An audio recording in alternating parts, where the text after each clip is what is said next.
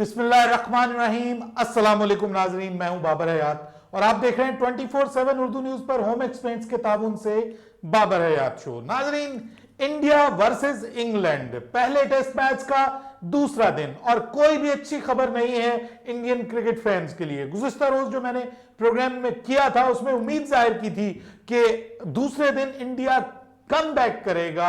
उम्मीद थी मुझे कि कम बैक करेगा, मुश्किल था कम बैक करना, लेकिन उम्मीद थी कि शायद इंडिया कम बैक करे। लेकिन आज तो इंडिया ने रियल मीनिंग्स में डिसअपॉइंट किया। बहुत सारी चीजें हैं जिनके ऊपर बात करने वाली है हमारे आज के इस प्रोग्राम में मैं बात करूंगा। लेकिन अगेन मैं कहूंगा कि इन सारी बातों से हटके एक ही बल्लेबाज के जो इस वक्त पूरी दुनिया के ऊपर छाया हुआ जी, बिग हेडलाइंस बना रहा है, वो है जोय रूट। क्या कमाल की डबल सेंचुरी स्कोर की है आज जोय रूट ने और एक बार फिर इंडिया को मुश्किल सिचुएशन में ला खड़ा किया है। India in a big trouble, I can say now. इस पे तफसील से बात करेंगे और बात करेंगे कि गलतियां कहां कहां हुई इंडियन साइड से, और फिर बात करेंगे कि अब मैच किस सिमत में जा रहा है, क्या होने जा रहा है। तफसील के साथ गुफ्तगू होगी इन तमाम मौजूआत पर। लेकिन आगे बढ़ने से पहले आपसे गुजारिश कि अगर आप हमारे नए व्यूअर हैं तो प्लीज हमारे इस यूट्यूब चैनल को जल्दी से कर दीजिए सब्सक्राइब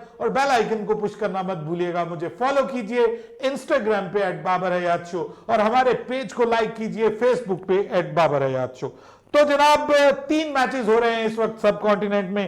पाकिस्तान इस वक्त होस्ट कर रहा है जनूबी अफ्रीका को और पाकिस्तान और जनूबी अफ्रीका का बड़ा इंटरेस्टिंग रादर टेस्ट मैच इस वक्त हो रहा है। और दूसरी जानिब वेस्ट इंडीज और बांग्लादेश के दरमियान मैच हो रहा है जिसमें बांग्लादेश खासा अच्छा जबरदस्त खेल रहा है जी, शानदार खेल रहा है और इस वक्त कमांडिंग पोजीशन में है बांग्लादेश अगेंस्ट वेस्ट इंडीज। कल मुझे किसी ने कहा कि बांग्लादेश भी बहुत अच्छा परफॉर्म कर रहा है, उसकी कोई तारीफ क्यों नहीं कर रहा। तो बात यह कि बांग्लादेश के मुकाबले में जो वेस्ट इंडीज की टीम इस वक्त खेल रही है ना, वो थोड़ी उनकी आप कह लीजिए कि सेकंड स्ट्रिंग टीम है, फुल स्ट्रेंथ टीम नहीं है। लेकिन इंडिया और पाकिस्तान के अगेंस्ट जो टीमें खेल रही हैं, they are basically full strength team, तो इसलिए ज्यादा इसको मैं फोकस कर रहा हूं। बहरहाल बिल्कुल क्रेडिट हम नहीं लेते बांग्लादेश की टीम ने जिस तरह से जबरदस्त परफॉर्म किया है और right now they are in commanding position, एक बड़ी लीड वो हासिल कर चुके हैं और वेस्ट इंडीज को 285 रन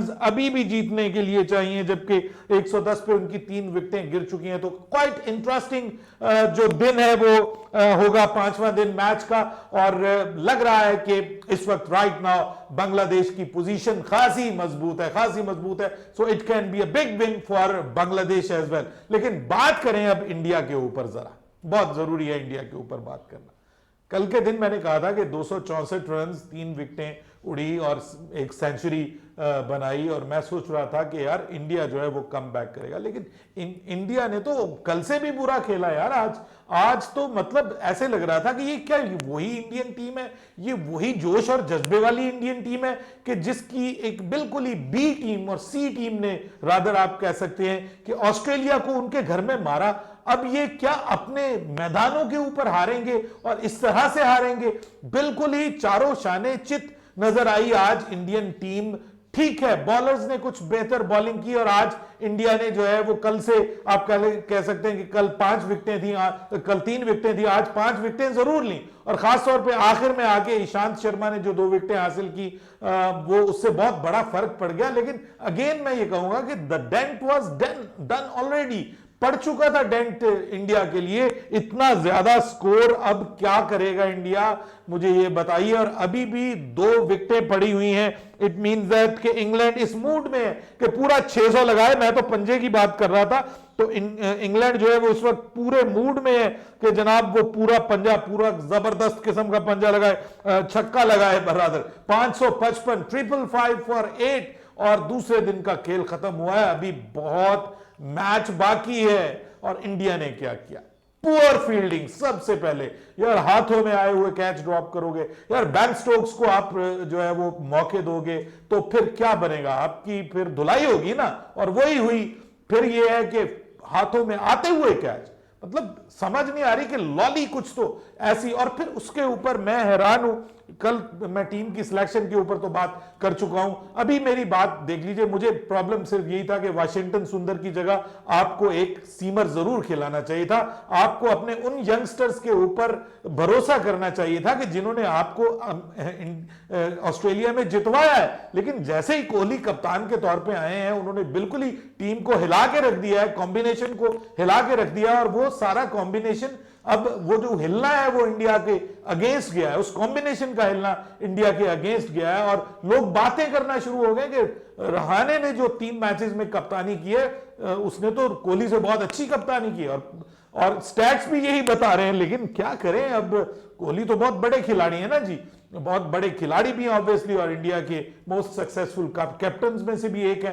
तो लेकिन ये है कि आज मतलब जिस तरह से इन्होंने इस्तेमाल किया है डीआरएस का, सारे के सारे डीआरएस गंवा दिए, गलत उसके ऊपर डीआरएस लिए हैं इन्होंने। और फिर जहां पे जरूरत थी, जहां पे विकेट बन रही थी, वहां पे इन्होंने जो है वो डीआरएस उनके पास मौजूद नहीं था। आपको पता है, एक बिल्कुल जो है वो कॉट बिहाइंड, पक्का कॉट बिहाइंड था जोस बटलर का।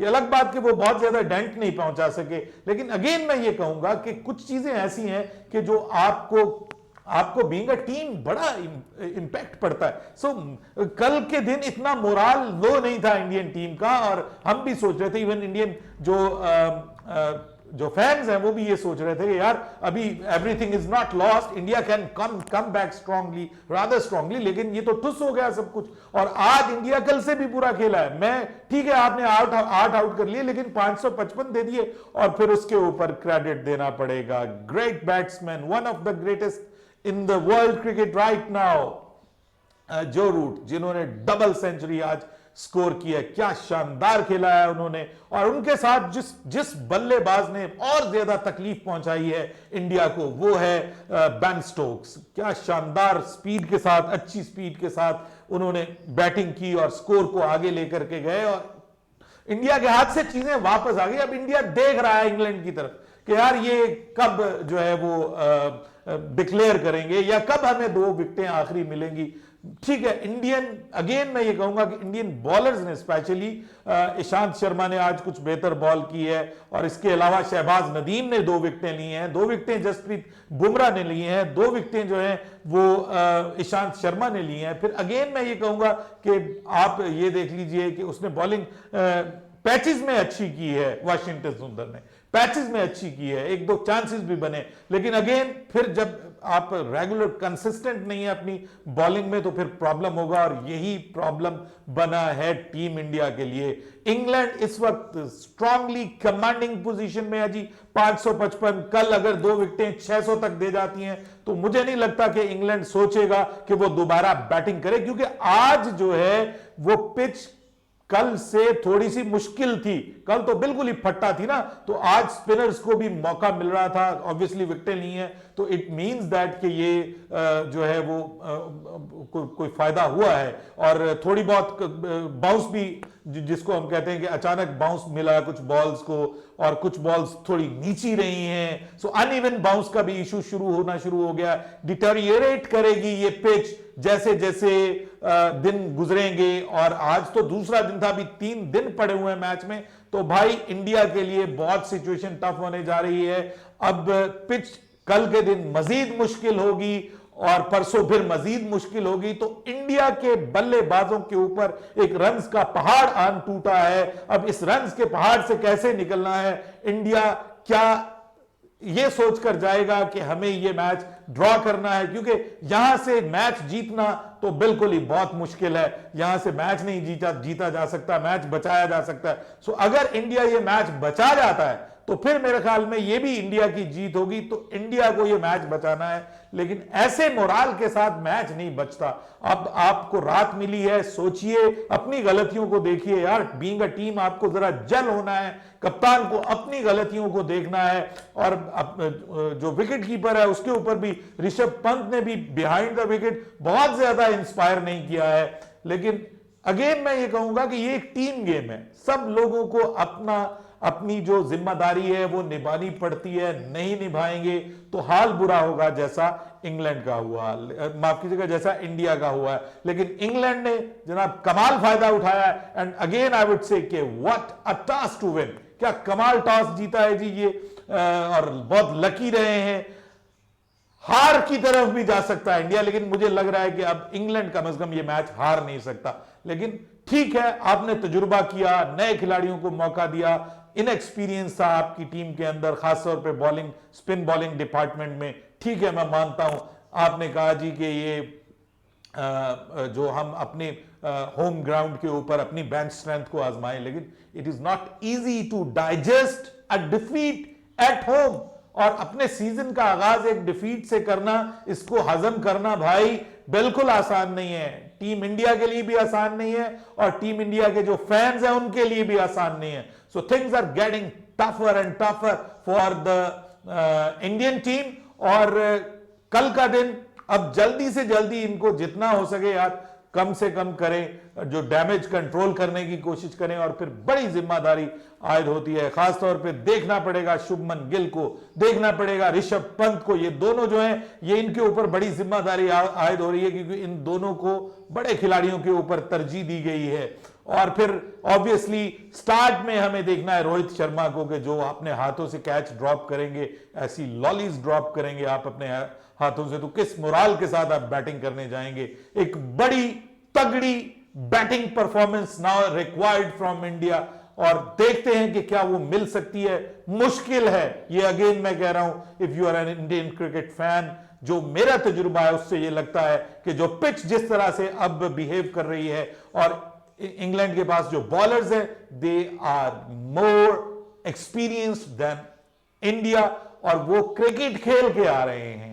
ये दोनों जो फास्ट बॉलर्स थे, ये एक समझ लीजिए कि एक वक्फे के बाद दोबारा क्रिकेट में आए हैं, अनफिट होने के बाद। लेकिन जो इंग्लैंड की बॉलिंग स्ट्रेंथ है वो right now they are in a very good touch, very good form, और वो न्यूजीलैंड से, माफ कीजिएगा श्रीलंका से अभी खेल के आ रहे हैं। सो करंट सिचुएशन का भी उनको बहुत अच्छी तरह अंदाजा है। और जिमी एंडरसन अगर 5-4 वहां पे ले सकते हैं उधर श्रीलंका में, तो हु नोज के थिंग्स यहां पे किस तरह होंगी। और फिर रिवर्स भी होगा, और जोफ्रा आर्चर जो है वो बड़े डेंजरस बॉलर साबित हो सकते हैं इंडिया के लिए। सो इंडियन क्रिकेट फैंस के लिए लॉट टू थिंक अबाउट, और also for the Indian teams at the end of day 2 of first test match. लेकिन फिर भी देखते हैं, उम्मीद पे दुनिया कायम है, क्या पता कि इंडिया की तरफ से एक बड़ा जबरदस्त किस्म का बैटिंग डिस्प्ले देखने को मिल जाए।